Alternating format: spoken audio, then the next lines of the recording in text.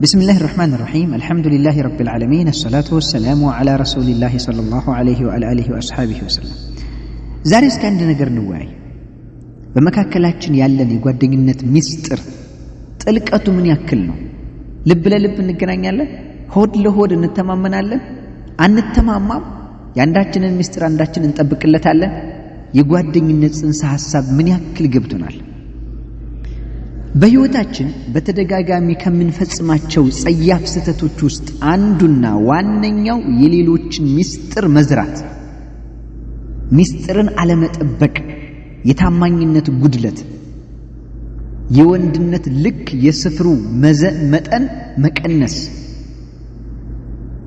አንተ ሰው ጓደኛ ካደረከው የጓደኛህን ሚስጥር ጠብቅለት አክብረው ያከብራል ታማኝ ሁን ለራስ ስትል የሚገርመው የራሳችን ሚስጥር ያመነው ሰው ለሌላ ቢያወጣብን የማንወድ ሆነን ሳለ ለሌሎች አለመታመናችን እጅግ በጣም የሚዘገነን የሆነ ተግባር እንታመን እንጂ ጓደኝነት እኮ ረቂቅ ውህደትና የልብ ለልብ ጥምረት ነው ጓደኝነታችን እስከየት ነው እስከ ጥቅም እስከሆነ ቦታ እስከሆነ ኪሎ ሜትር እስከሆነ ሜትር እስከሆነ ሴንቲሜትር ድረስ ብቻ ነው እስከ አኺራ እኮ ነው ጓደኝነት እስላማዊ ጓደኝነት ማለት አኺራ ጀነት ላይ ስታርፍ ድረስ ሊያደርስ የሚችል አንድ መስመር እኮ ነው የጓደኝነት ሚስጥር ምን ያክል ነው አስገዳጅ ሁኔታ ካልገጠመ በስተቀር የሌላን ሰው ሚስጥር ለባልም ይሁን ለሚስት ለቅርብም ይሁን ለሩቅ ለወጣትም ሆነ ለሽማግሌ ለእናትም ሆነ ለአባት ማውጣትና ሚስጥርን መናገር በፍጹም ከሰውነት ክብር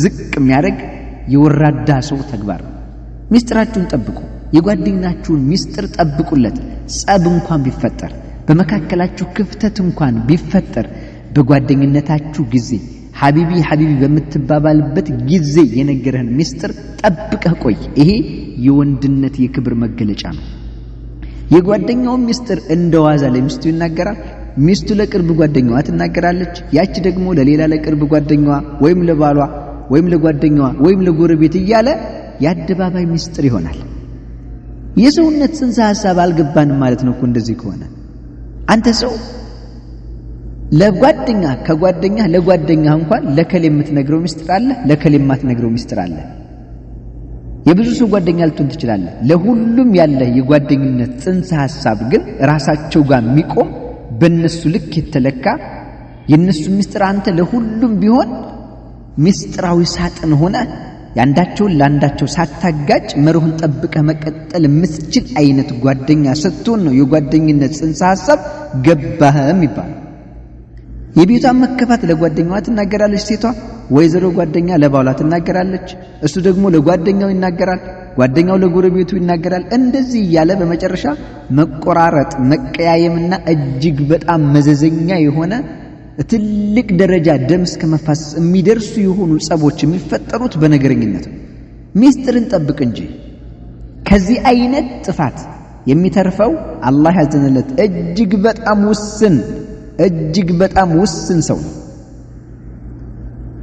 ስለዚህ ምንድነው እየሰራን ያለው በተለይ በዚህ ዘመን በሚዲያው ዓለም በተለይ ነገር በማራገብ የታወቀን ሰዎችም ወንዶችም ሴቶችም አለ ወዳጅ መስለን እንጠይቃለን የጠየቅነው ግን ሰውየው አምኖ ቢነግረን እንኳን ሄደን ነገር ለመዝራት ነገር ለመጠምዘዝ እርስ በርስ ጓደኛሞችን ለማጣላት የማይቆፈር ድንጋይ የለም እኔ ግን ነገር የምታመጡ ሰዎች ግን ምንድነው ዓላማችሁ ታርጌታችሁ ምንድነው አይሰቀጥጣችሁም አይዘግንናችሁም ከእንደዚህ አይነትና መሰል ከሆኑ ጥፋቶች ላይ ላለመውደቅ ሲባል የውዱ ነብይ አለይሂ ሰላቱ ወሰለም ነብያዊ ትንቢት በደንብ ማድመጥና መተግበር ተገቢ ውዱ ነብይ አለይሂ ሰላቱ ወሰለም ምን አሉ لا يؤمن احدكم حتى يحب لاخيه ما يحب لنفسه አንዳችሁ ለራሱ የሚወደውን ነገር ለወንድሙ እስካልወደደ ድረስ አላመነም አሉ ወንድማማችነት ምንድነው ሚስጥሩ ወንድማማችነት ለወንድምህ አንተ ያንተ ሚስጥር ለሌሎች ሲዘራ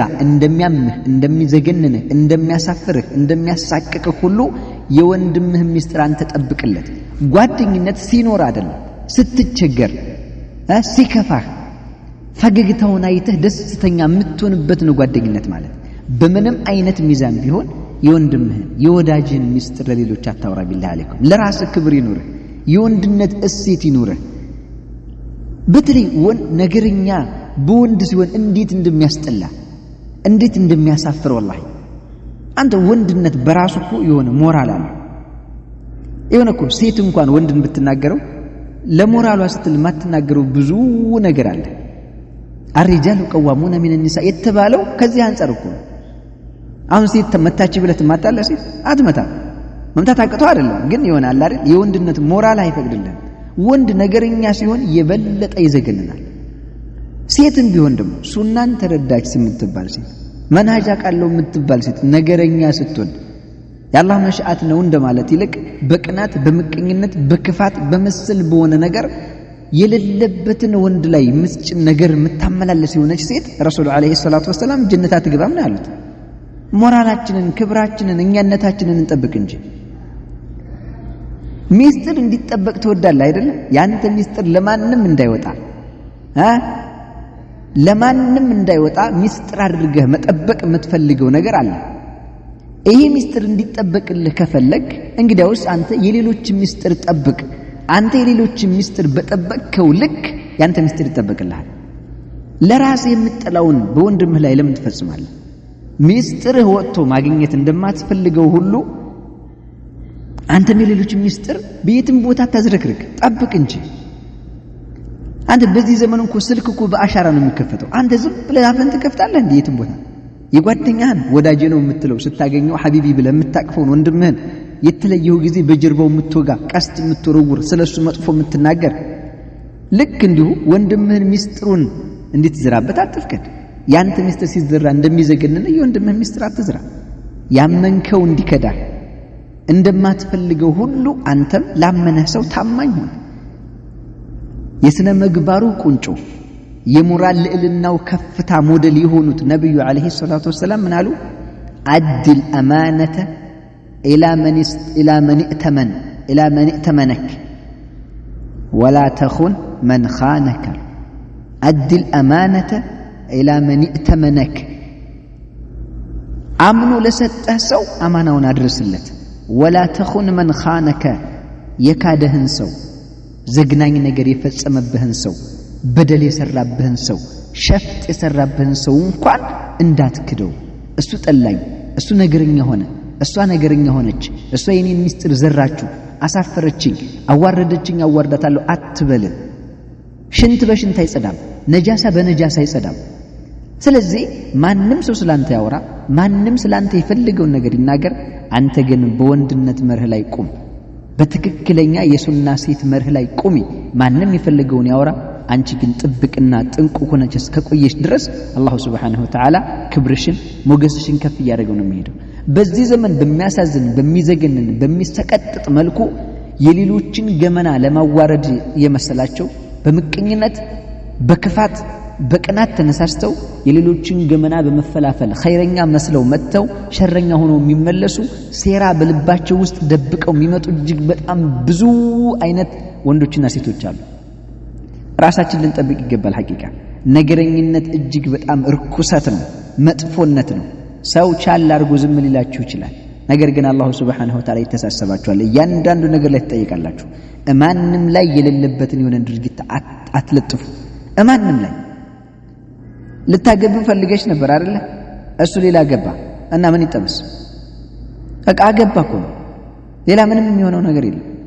ምንድነው? በዛ ሄደ፣ በዛ ወረደ፣ በዛ ወጣ የሌለበትን ነገር መጨመር ምንድነው?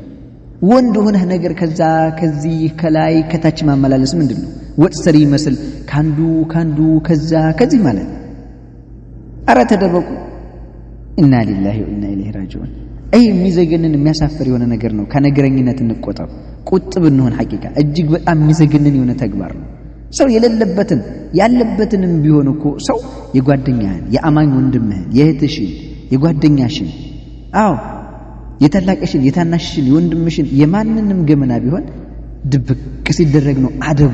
እንደዛ ስትሆኝ አላሁ ሱብሓነሁ ወተዓላ ክፉ አይሰራምና መልካም ነገር ይከስሻል፣ መልካም ነገር ይከስሃል። ስለዚህ ባካችሁ ከነገር እንቆጠብ። ወሰላሙ አለይኩም ወራህመቱላሂ ወበረካቱ።